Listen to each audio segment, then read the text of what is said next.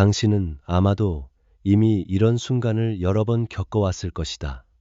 누군가가 감정을 참지 못하고 당신을 향해 쏟아내듯 말할 때 당신은 그 상황을 바로잡기 위해 설명하려 했고 이해시키려 애썼으며 결국에는 그 감정의 소용돌이 속으로 스스로 걸어 들어갔다는 사실을 뒤늦게 깨닫게 되었을 것이다. 그 순간에 당신은 놓치고 만다 말을 더하는 순간 이미 당신은 그 사람의 감정이 지배하는 공간 안으로 들어가 버렸고 그 안에서는 논리보다 감정이 훨씬 빠르고 강하게 작동한다는 사실을 화를 내는 사람은 논리를 찾지 않는다. 그는 이미 자신만의 결론을 내려놓은 상태이며 당신의 어떤 말도 그 결론을 바꾸기 위한 것이 아니라 오히려 그것을 정당화하는 재료로 사용될 뿐이다. 그래서 많은 이들이 묻는다. 도대체 어떤 말을 해야 상대를 멈출 수 있느냐고. 단 한마디로 상황을 뒤집을 수 있는 방법이 있느냐고. 하지만 당신이 정말 던져야 할 질문은 전혀 다른 방향에 있다. 과연 그를 멈추게 해야 할 필요가 있는가? 그리고 그 사람이 지금 당신의 말을 들을 준비가 되어 있는가 하는 것이다. 정약용은 유배지에서 수많은 오해와 비난 속에 살아야 했고 억울함을 풀 기회도 있었으며 자신의 결백을 논리로 증명할 능력도 충분히 갖추고 있었지만 그는 모든 싸움에 참여하지 않았고 모든 오해를 바로잡으려 하지 않았다. 그는 알고 있었다. 모든 말이 진실을 밝히는 것이 아니라 어떤 말은 오히려 진실을 흐리게 만들고 상황을 더 깊은 혼란으로 밀어넣는다는 사실을. 그래서 그는 침묵을 선택했으며 그 침묵은 패배가 아니라 자신이 개입할 가치가 없는 싸움에서 물러나는 분명한 선택이었다. 당신 역시 비슷한 선택의 순간 앞에 서 있다. 누군가가 감정적으로 당신을 몰아붙일 때 당신은 반응할 것인지 아니면 한 걸음 물러서서 관찰할 것인지를 결정해야 한다. 현대의 일상에서도 이 장면은 반복된다. 가족 사이에서 사소한 말이 오해로 번지고 직장에서의 작은 불만이 감정적인 충돌로 커지며 가까운 사람과의 대화가 어느 순간 서로를 이해시키려는 싸움으로 변해버린다. 그럴 때마다 당신은 설명하려 한다. 그게 아니야 라고 말하고 내 말 좀 들어봐 라고 덧붙이지만 이상하게도 말을 하면 할수록 상황은 더 꼬이고 감정은 더 격해지며 관계는 더 멀어진다. 그 이유는 단순하다.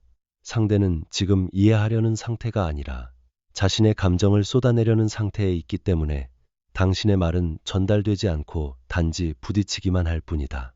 이럴 때 필요한 것은 더 정교한 문장이나 더 날카로운 논리가 아니라 단 하나의 선택, 지금 말을 이어갈 것인지 아니면 멈출 것인지에 대한 선택이며 대부분의 경우 멈추는 쪽이 훨씬 더 강한 결과를 만든다. 여기서 말하는 침묵은 단순히 참는 것이 아니고 억누르는 것도 아니며 이 싸움에 더 이상 에너지를 쓰지 않겠다는 의식적인 선택이고 자신을 지키기 위한 가장 현실적인 태도다. 당신이 한 걸음 물러서는 순간 상대의 감정은 더 이상 확장되지 못하고 방향을 잃기 시작하며 당신이 반응하지 않을 때 그 감정은 더 크게 자라지 못한 채 스스로 소진된다. 이것이 바로 말보다 강한 한마디다. 아무 말도 하지 않는 선택이 때로는 어떤 설득보다 더 큰 힘을 가진다. 그러나 이 선택은 결코 쉽지 않다. 당신 안에서도 설명하고 싶고 바로잡고 싶고 억울함을 털어내고 싶은 감정이 끊임없이 올라오기 때문이다. 그래서 당신은 스스로에게 물어야 한다. 지금 이 사람이 정말 당신의 말을 들을 준비가 되어 있는가? 아니면 단지 자신의 감정을 쏟아낼 대상을 찾고 있을 뿐인가? 이 질문 하나가 당신의 다음 행동을 완전히 바꾼다. 정약용은 긴 유배의 시간 동안 침묵 속에서 자신을 다듬었고 그 침묵을 통해 말의 무게를 배웠으며 그래서 그의 말은 많지 않았지만 언제나 가볍지 않았다. 당신 역시 모든 상황에서 말할 필요는 없으며 어떤 순간에는 말하지 않는 것이 가장 정확하고 가장 현명한 응답이 될 수 있다. 만약 이 이야기가 당신에게 닿았다면 잠시 멈추어 생각해보라. 지금 당신이 붙잡고 있는 이 대화는 과연 계속 이어갈 가치가 있는가? 아니면 그냥 흘려보내도 되는 감정의 불안감. 때로는 한 걸음 물러서는 선택이 당신의 평온을 지키는 가장 확실한 방법이 된다. 앞에서 우리는 분노 앞에서 말을 더하는 것이 아니라 멈추는 것이 더 깊은 힘이 될 수 있다는 사실을 관찰했다. 이제 당신은 한 가지를 더 이해해야 한다. 모든 사람을 설득할 수 있다는 생각 자체가 이미 당신의 에너지를 낭비하게 만드는 출발점이라는 것이다. 당신은 아마도 이런 착각을 한 적이 있을 것이다. 내가 조금 더 차분하게 설명하면 상대도 이해할 것이라고. 내가 논리를 잘 정리하면 결국에는 납득할 것이라고. 하지만 현실은 그렇게 움직이지 않는다. 사람은 논리로 바뀌기보다 자신이 이미 믿고 있는 방향을 유지하려는 쪽으로 더 강하게 움직인다. 정약용이 유배지에 있을 때 그를 비난하던 사람들 중에는 사실을 알 기회가 있었던 이들도 있었다. 그러나 그들은 사실을 알고 싶어 하지 않았고 이미 정해진 판단을 유지하는데 더 관심이 있었으며 그 판단이 틀렸다는 것을 인정하는 것보다 그대로 믿는 것이 더 편했기 때문이다. 그는 이 점을 일찍이 이해했다. 그래서 모든 사람을 설득하려 하지 않았고 자신의 결백을 모든 사람에게 증명하려 애쓰지 않았으며 대신 자신의 시간을 글을 쓰고 사유하는 데 사용했다. 그 결과 그의 생각은 더 깊어졌고 그의 말은 더 적어졌지만 더 정확해졌다. 당신의 일상에서도 같은 일이 반복된다. 가족 중 누군가는 당신의 말을 오해한 채 자신의 방식대로 해석하고 직장에서 어떤 사람은 당신의 의도를 왜곡하여 받아들이며 가까운 관계일수록 오히려 더 쉽게 감정으로 판단을 내려버린다. 이럴 때 당신은 설명하려고 애쓴다. 다시 말하고 또 말하며 상대가 이해할 때까지 반복하려 하지만 그 과정에서 당신이 소모하는 것은 단지 시간이 아니라 당신의 감정과 에너지다. 그리고 어느 순간 깨닫게 된다. 이 대화는 앞으로 나아가지 않고 같은 자리를 맴돌고 있으며 상대는 듣고 있는 것처럼 보이지만 실제로는 자신의 생각을 더 단단하게 만들고 있을 뿐이라는 사실을. 그래서 당신은 스스로에게 물어야 한다. 지금 이 사람은 이해하려고 하는가? 아니면 단지 자신의 입장을 지키려 하는가? 이 질문은 매우 단순하지만 당신의 행동을 완전히 바꾼다. 이해하려는 사람에게는 말이 닿지만 그렇지 않은 사람에게는 어떤 말도 닿지 않는다. 그리고 이 차이를 구분하지 못할 때 당신은 불필요한 싸움에 계속 머물게 된다. 정약용은 모든 사람을 설득하는 대신 선택했다.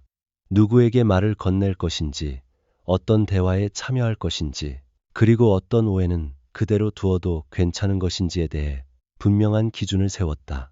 그 기준은 단순했다. 자신의 말을 받아들일 준비가 되어 있는 사람에게만 말하고 그렇지 않은 경우에는 침묵하거나 거리를 두는 것이었다. 이 선택은 냉정해 보일 수 있지만 사실은 매우 현실적인 태도다. 모든 사람을 이해시키려는 시도는 결국 당신을 지치게 만들고 아무것도 남기지 않는다. 현대의 관계에서도 마찬가지다. 당신은 때로 가족에게 인정받고 싶고 직장에서 오해를 풀고 싶으며 가까운 사람에게 자신의 진심을 이해받고 싶어 하지만 모든 상황에서 그것이 가능한 것은 아니다. 어떤 사람은 당신의 말을 들을 준비가 되어 있지 않고 어떤 관계는 이미 감정이 앞서 있기 때문에 그 안에서는 어떤 설명도 제 역할을 하지 못한다.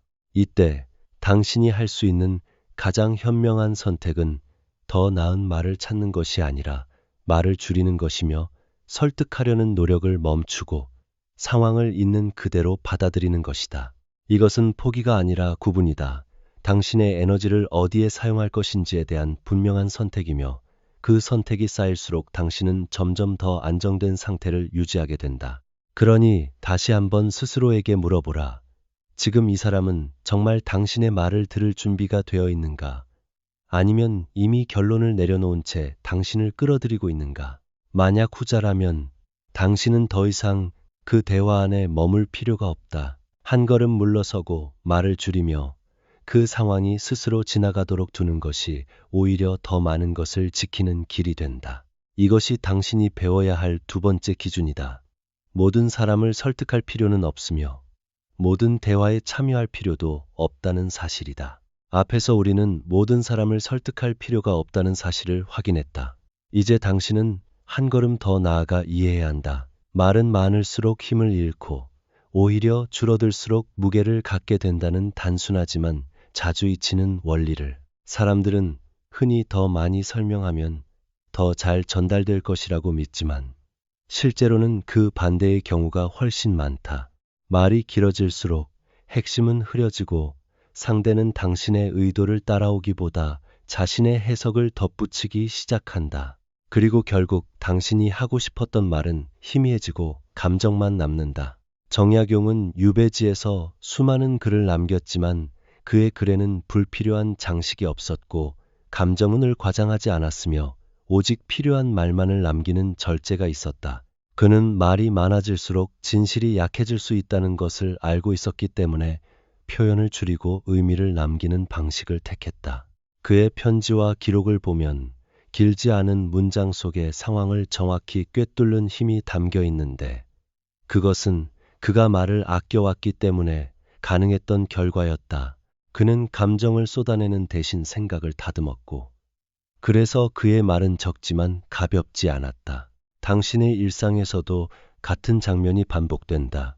누군가와 의견이 엇갈릴 때 당신은 점점 더 많은 말을 꺼내고 예를 들고 설명을 덧붙이며 상대를 설득하려 하지만 그 과정에서 상대는 당신의 말을 듣기보다 어느 부분에서 반박할지를 찾기 시작한다.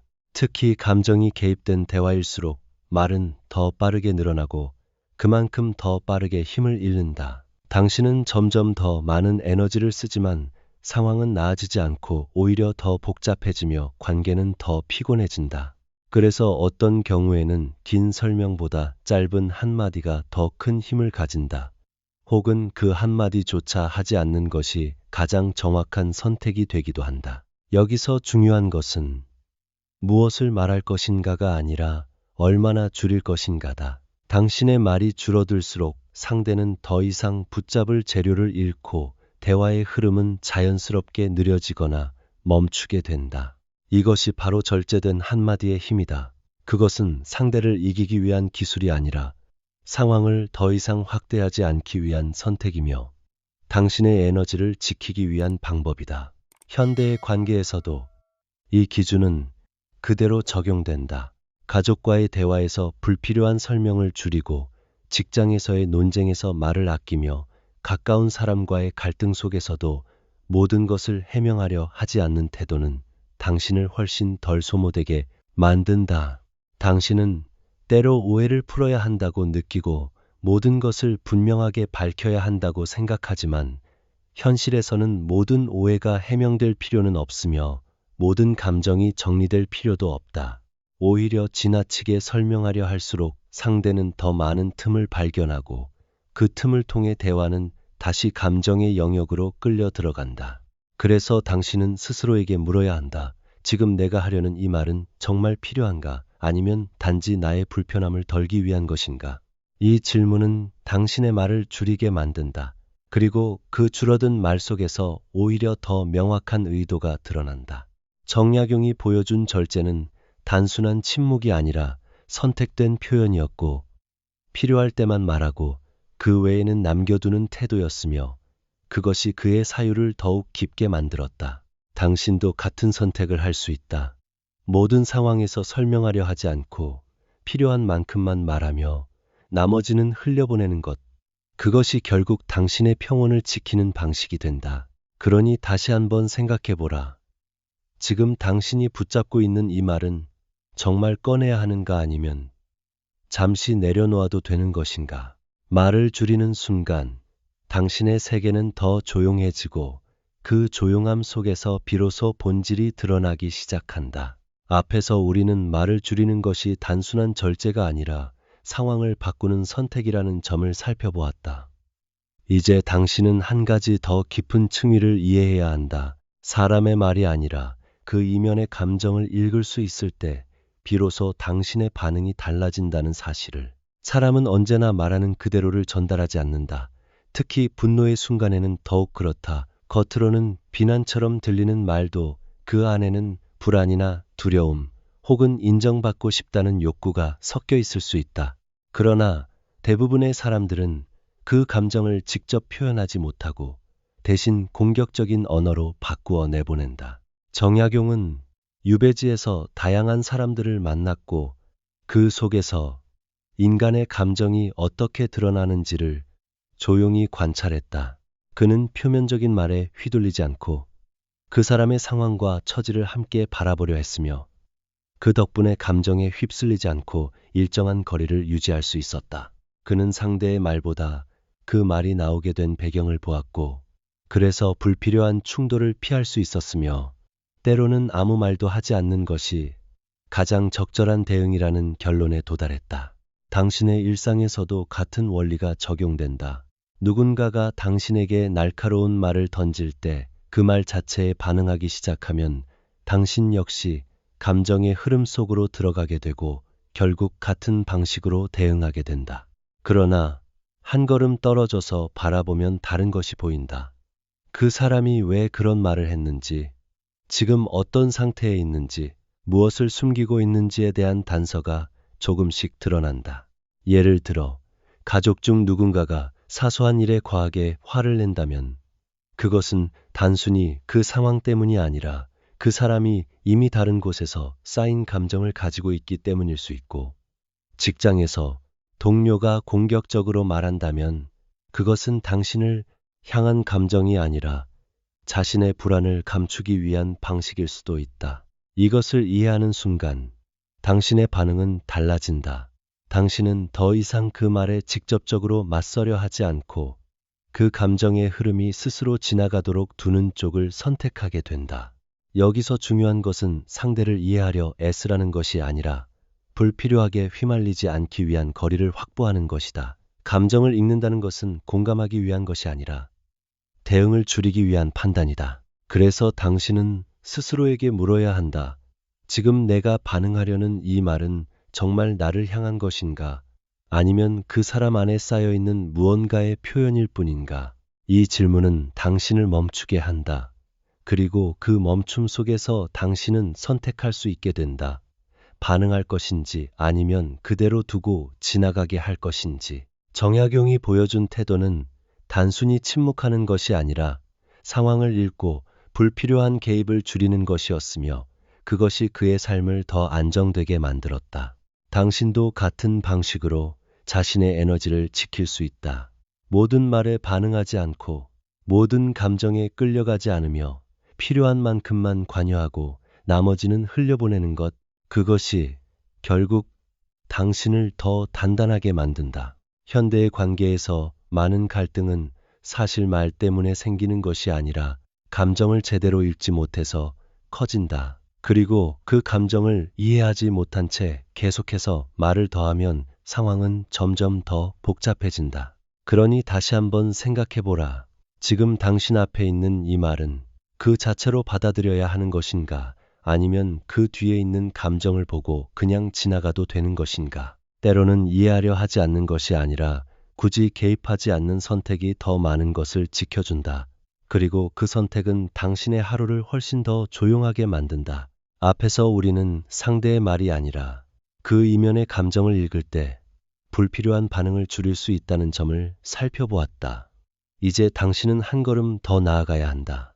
반응하지 않는 것에서 멈추지 않고 어떤 반응을 선택할 것인지 스스로 결정할 수 있어야 한다는 사실을 이해해야 한다. 사람은 자극을 받으면 즉시 반응하려는 습관을 가지고 있다. 누군가가 당신을 건드리면 당신은 곧바로 답하고 싶어지고 억울한 상황에서는 바로잡고 싶어지며 공격을 받으면 되돌려주고 싶어진다. 이것은 자연스러운 흐름이지만 동시에 당신을 가장 쉽게 소모시키는 방식이기도 하다.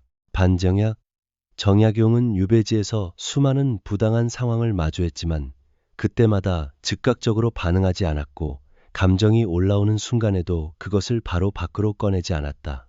그는 반응과 선택 사이에 간격을 두었고 그 간격 속에서 자신이 어떤 태도를 취할 것인지 결정했다. 그는 알았다. 즉각적인 반응은 대부분 감정에 의해 움직이며 그 결과는 오래 가지 못하고 오히려 더 많은 문제를 만든다는 것을. 그래서 그는 시간을 두고 바라보았고 필요할 때만 말을 꺼냈으며 그렇지 않을 때는 조용히 지나가게 두었다. 당신의 일상에서도 이 간격은 매우 중요하다. 가족과의 대화에서 감정이 올라올 때 바로 말하지 않고 잠시 멈추는 것, 직장에서 억울한 상황을 마주했을 때 즉시 반박하기보다 상황을 한 번 더 바라보는 것, 가까운 사람과의 갈등 속에서 바로 대응하지 않고 시간을 두는 것, 이 모든 것이 같은 원리 위에 있다. 이 간격이 짧을수록 당신은 더 많이 반응하고 더 쉽게 지치며 이 간격이 길어질수록 당신은 더 적게 말하고 더 안정된 상태를 유지하게 된다. 그래서 중요한 것은 감정을 없애는 것이 아니라 감정과 행동 사이의 거리를 만드는 것이다.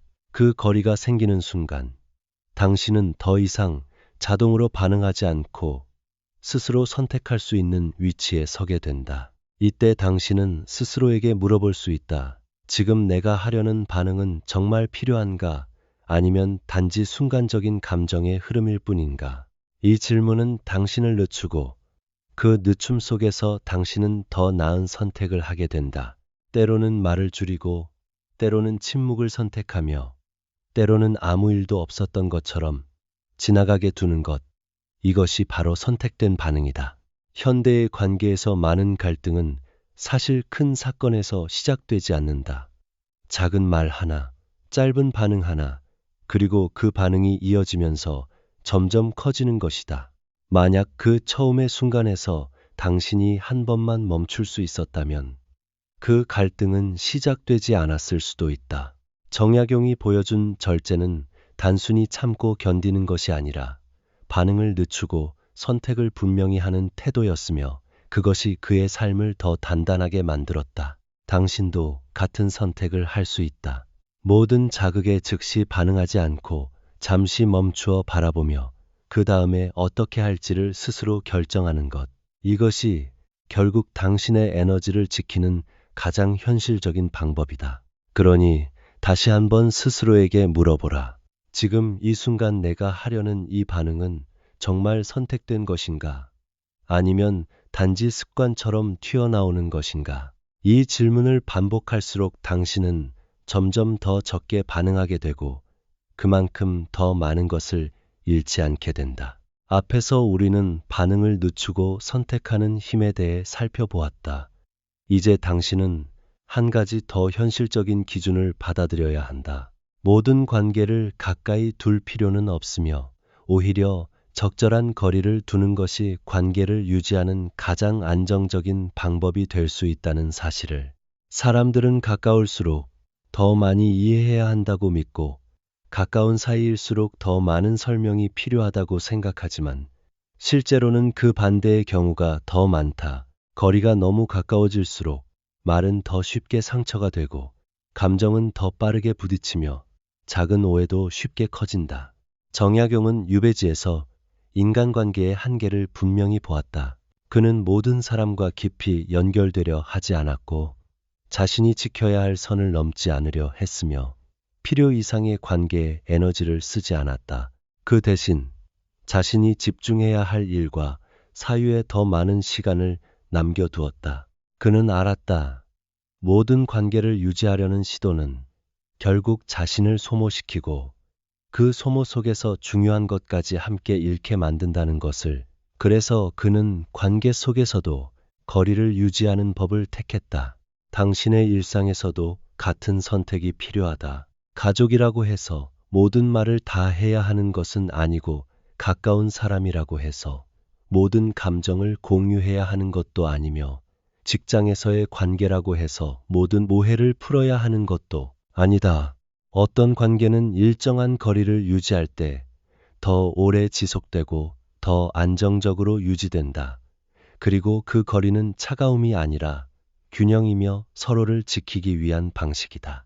예를 들어 가족 사이에서도 모든 문제를 끝까지 파고들기보다 어느 순간 멈추고 넘기는 것이 더 나은 경우가 있고, 직장에서는 모든 의견 충돌을 해결하려 하기보다 필요한 만큼만 조율하고 나머지는 남겨두는 것이 더 효율적일 수 있다. 이것은 관계를 포기하는 것이 아니라 관계를 유지하기 위한 전략이며 당신의 에너지를 보호하기 위한 선택이다. 그래서 당신은 스스로에게 물어야 한다. 지금 이 관계에서 내가 너무 가까이 들어가고 있는 것은 아닌가? 그리고 이 거리를 조금만 두어도 괜찮지 않은가? 이 질문은 당신을 한 걸음 뒤로 물러서게 만든다. 그리고 그 거리 속에서 당신은 더 명확하게 상황을 보게 되며 불필요한 감정 소모에서 벗어나게 된다. 정약용이 보여준 거리 두기는 단절이 아니라 절제였고, 관계를 끊는 것이 아니라 자신을 지키는 방식이었으며, 그 덕분에 그는 긴 시간 속에서도 자신의 중심을 잃지 않았다. 당신도 같은 선택을 할 수 있다. 모든 관계에 깊이 들어가지 않고 필요한 만큼만 머물며 나머지는 흘려보내는 것. 이것이 결국 당신의 평온을 지키는 길이 된다. 현대의 많은 갈등은 사실 거리가 없기 때문에 생긴다. 서로의 영역이 지나치게 겹치고 감정이 쉽게 침범하며 그 안에서 작은 일도 크게 느껴지기 때문이다. 그러니 다시 한번 생각해보라. 지금 당신이 붙잡고 있는 이 관계는 조금의 거리를 두어도 괜찮은가? 아니면 이미 너무 가까워져서 서로를 지치게 만들고 있는 것은 아닌가? 때로는 한 걸음 물러나는 것이 관계를 끊는 것이 아니라 오히려 더 오래 유지하게 만드는 선택이 된다. 그리고 그 선택은 당신을 더 조용하고 안정된 상태로 이끈다. 앞에서 우리는 관계 속에서 거리를 두는 것이 단절이 아니라 자신을 지키는 방식이라는 점을 살펴보았다. 이제 마지막으로 당신이 붙잡아야 할 기준은 더욱 단순하지만 동시에 가장 중요하다. 당신이 이겨야 할 사람이 누구인지가 아니라 당신의 말을 아껴야 할 사람이 누구인지를 구별하는 힘이다. 많은 사람들은 갈등 속에서 이기려 한다. 더 논리적으로 말하고 더 정확하게 반박하며 상대를 설득하거나 압도하려 하지만 그 과정에서 놓치는 것이 있다. 그 싸움이 과연 당신에게 필요한 것이었는지에 대한 질문이다. 정약용은 자신의 삶에서 수많은 논쟁과 비난을 마주했지만 그는 모든 상황에서 이기려 하지 않았고, 오히려 어떤 싸움은 애초에 참여하지 않는 것이 더 현명하다는 것을 선택했다. 그는 자신의 말이 닿을 수 있는 곳과 닿지 않을 곳을 구분했고, 그 구분이 그의 삶을 지탱하는 기준이 되었다. 그는 알았다. 말이 닿지 않는 사람에게 계속 말을 쏟아내는 것은 설득이 아니라 낭비이며, 그 낭비가 쌓일수록 자신의 중심이 흔들린다는 것을. 그래서 그는 말할 사람을 선택했고, 그 선택이 그의 에너지를 지켜주었다. 당신의 일상에서도 이 기준은 그대로 적용된다. 모든 논쟁에 참여할 필요는 없고, 모든 의견 차이를 해결해야 할 필요도 없으며, 모든 사람에게 자신의 입장을 이해시킬 필요도 없다. 어떤 사람은 당신의 말을 들을 준비가 되어 있고, 어떤 사람은 그렇지 않으며, 이 차이를 구분하지 못할 때 당신은 불필요한 싸움에 계속 머물게 된다. 그래서 당신은 스스로에게 물어야 한다. 이 사람은 정말 나의 말을 들을 가치가 있는가? 아니면 내가 말을 아껴야 할 대상인가? 이 질문은 매우 단순하지만 당신의 행동을 크게 바꾼다. 당신은 더 이상 모든 상황에서 설명하려 하지 않고 말할 필요가 있는 곳과 그렇지 않은 곳을 구분하게 되며, 그 구분 속에서 당신의 말은 점점 더 무게를 가지게 된다. 현대의 관계에서도 많은 갈등은 사실 이 구분이 없기 때문에 커진다. 말이 닿지 않는 사람에게 계속 설명하고 감정이 이미 앞선 관계에서 논리를 찾으려 하며, 그 결과 당신은 지치고 관계는 더 복잡해진다. 그러나 당신이 기준을 세우는 순간 상황은 달라진다. 당신은 더 적게 말하고 더 신중하게 선택하며 그만큼 더 많은 에너지를 지키게 된다. 정약용이 보여준 삶의 태도는 단순히 말을 줄이는 것이 아니라 말의 방향을 선택하는 것이었으며, 그 선택이 그의 삶을 더욱 단단하게 만들었다. 당신도 같은 기준을 가질 수 있다. 모든 사람에게 말을 건네지 않고 정말로 필요할 때만 말을 꺼내며 나머지는 침묵으로 남겨두는 것. 이것이 결국 당신의 평온을 지키는 가장 확실한 방법이다. 그러니 다시 한번 생각해보라. 지금 당신이 하려는 이 말은 정말 전달되어야 하는가?